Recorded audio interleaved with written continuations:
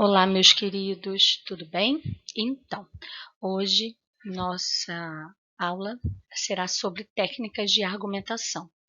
Eu percebi na atividade que vocês fizeram, tá? Nessas atividades, as últimas, sobre textos argumentativos, que vocês têm essa dificuldade. A maioria não argumenta, a maioria faz o trabalho, tá? Para dizer que fez, mas isso eu também tenho observado, tá bom?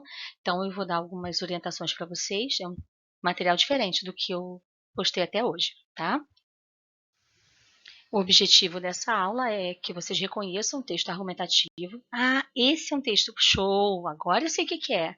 E utilizar as técnicas de argumentação, tá? Então vamos lá. Primeiro slide aí de conteúdo é para que vocês tenham aí o conhecimento de um parágrafo de texto argumentativo sobre a lei da palmada, que foi um dos temas de carta argumentativa da nossa aula, certo?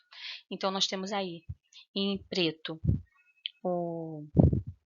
a introdução, de azul o desenvolvimento e de vermelho a argumentação. Todo parágrafo argumentativo ele tem que ser estruturado assim. Isso é um parágrafo, tá certo? Então, eu tenho aí, na sociedade atual, há uma total disparidade em relação aos reflexos da educação dada pelos pais. Uns são muito liberais, já alguns muito severos. Então, essa introdução, eu mencionei o que vai ter no meu parágrafo, tá certo? Agora eu vou para o desenvolvimento do parágrafo. Muitos jovens e crianças acham que o mundo pertence a si próprios, já que todos os seus desejos devem ser realizados, assim, quando são contrariados, dão birra, fazem de tudo para chamar atenção de forma negativa, até que sejam atendidos. Há também aqueles nervosos e violentos. Então, isso aí eu desenvolvi, sempre de forma o quê? Impessoal, que isso é uma característica do texto argumentativo, tá certo? E, para concluir o parágrafo, agora, na conclusão, é que eu vou mostrar a minha opinião. Na opinião de vocês, mostrar a opinião tem que ser de forma pessoal. Eu tenho que dizer da primeira pessoa, na minha opinião, não é assim. Eu não posso colocar a primeira pessoa.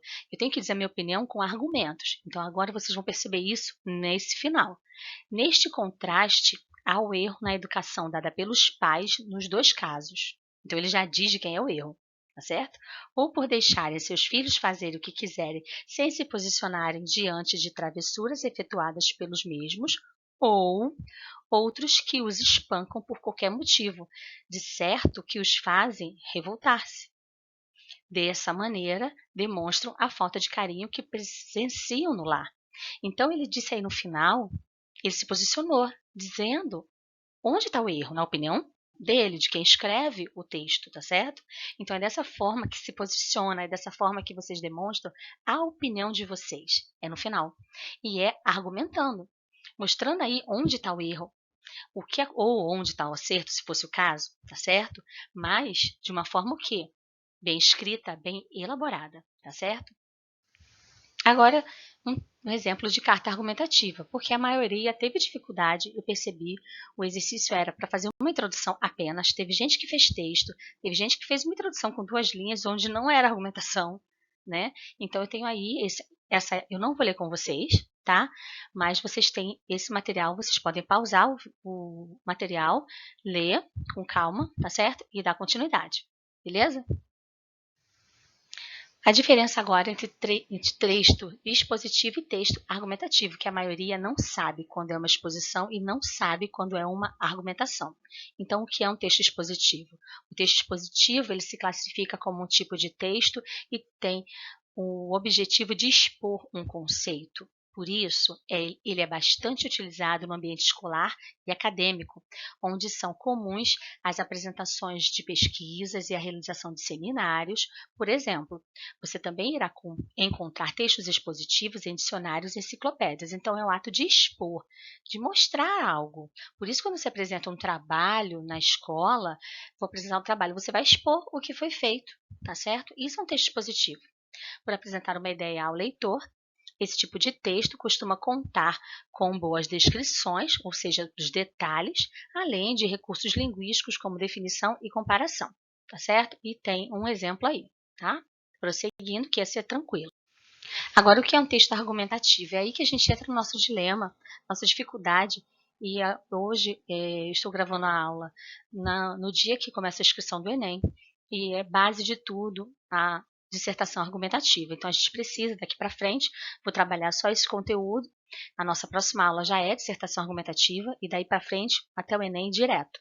Tá? E aí temas e tudo mais. Tá bom? E quem quiser fazer redação e mandar para mim também pode, junto com o material da semana. Então, por exemplo, teve atividade. Professora, eu queria fazer uma redação para mandar para a senhora. Pode ter certeza que só eu vou ler, eu vou corrigir e vou devolver. Tudo bem? E sendo redação para o ensaio, né, vamos dizer assim, o treino do Enem, vocês sinalizem isso quando mandarem material para mim, que eu vou corrigir de acordo com as competências. Tá certo? Maravilha, então.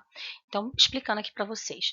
Um texto argumentativo tem como principal objetivo convencer o leitor sobre as suas ideias. Pô, professor, isso a gente já viu. Mas vocês viram, mas não aprenderam o que é isso, né? Para isso, você deverá utilizar estratégias argumentativas, como a apresentação de dados, que é importante, uma pesquisa, né? Citações, a gente também já viu isso em intertextualidade, alusões históricas, dentre outras. Agora vamos a um ponto importante. No Enem, em grande parte dos vestibulares e em diversos concursos, o gênero textual cobrado é o dissertativo argumentativo. Isso quer dizer que você deverá dissertar, ou seja, expor, apresentar informações, informar, argumentar, defendendo um ponto de vista de modo a convencer o leitor. E é fundamental que você saiba abordar esses dois aspectos em sua redação para ficar dentro das especificidades do tipo exigido e não ser prejudicado em sua pontuação. Então, o que acontece? Poxa, professor, é só texto argumentativo? Como é que eu vou expor? Você precisa.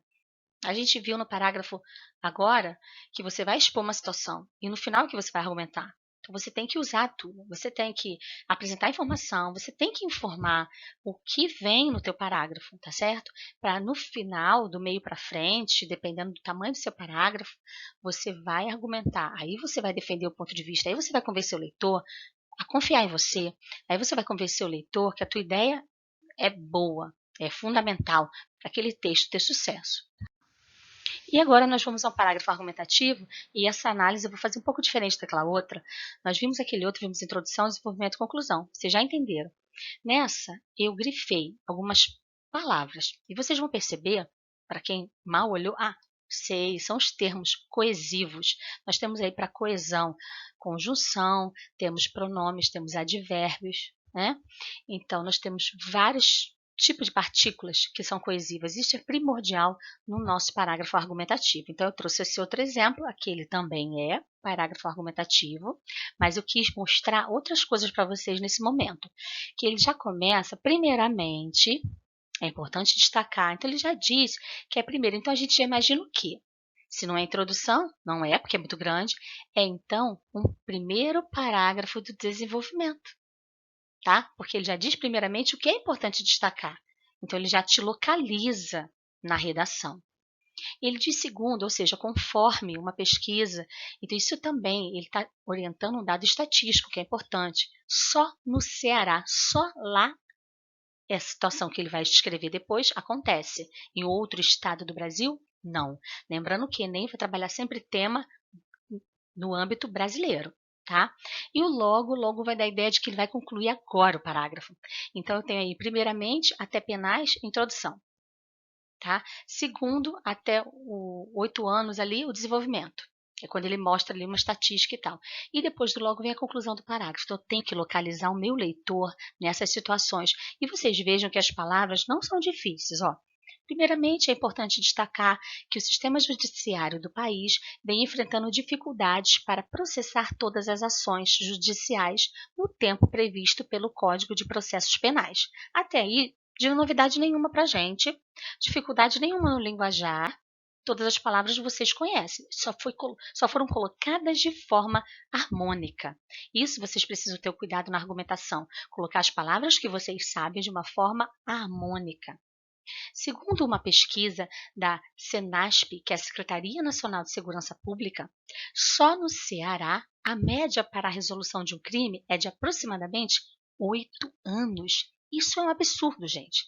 Então, nessa situação, ele já demonstra, tá, que isso é um absurdo, já dá essa ideia, porque quando leio, é a situação que eu tenho. tá? Logo, o atual panorama contribui significativamente para o aumento da sensação de impunidade, levando indivíduos a cometerem crimes e outros ao impulso de promover justiça com as próprias mãos. Então, ele já demonstra que a maior parte da impunidade acontece pela demora da solução daquele crime. Então, a pessoa vai, vou fazer, nem não vou ser preso se for, né? Depois de tantos anos dá para viver bem. Então, essa dá uma situação sim de impunidade. Você, pessoa correta que não pratica crime, você fica numa situação constrangedora, concorda? Porque foi a situação que me coube. Então, é um parágrafo bem formulado, tá? É um parágrafo bem articulado e é assim que vocês precisam fazer, de vocabulário que vocês conhecem, sem repetições, percebam que não teve praticamente repetição nenhuma. Esse cuidado eu preciso ter, tá? Observe outro exemplo desse tipo de parágrafo também argumentativo. Esse é a partir de um tópico frasal. Sobre o que é tópico frasal? É uma frase que é em forma de tópico. Então, é essa frase do início aí, né? Viver é mesmo uma ginástica. Isso é um tópico frasal. Agora, será desenvolvido esse tópico, tá? Então, em azul é todo o desenvolvimento e em vermelho é a conclusão.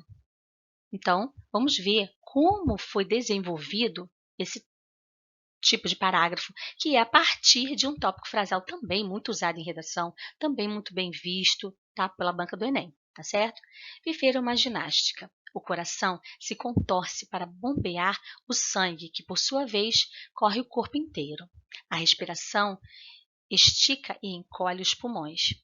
O aparelho digestivo se dobra e desdobra com o alimento.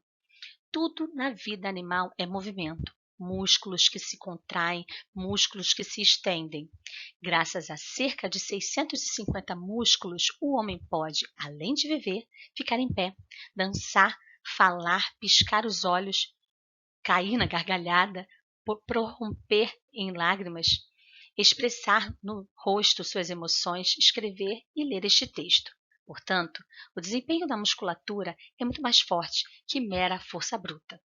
Então, alguma coisa está relacionada à força bruta, à força, que ele deixou isso na conclusão em aberto. E ele demonstra aí que viver é realmente um ato de ginástica. Então, pode ser referente a viver, a não usar força, né? A gente acredita que isso esteja no meio do tema, ou para entender isso no tema dessa redação, tá certo?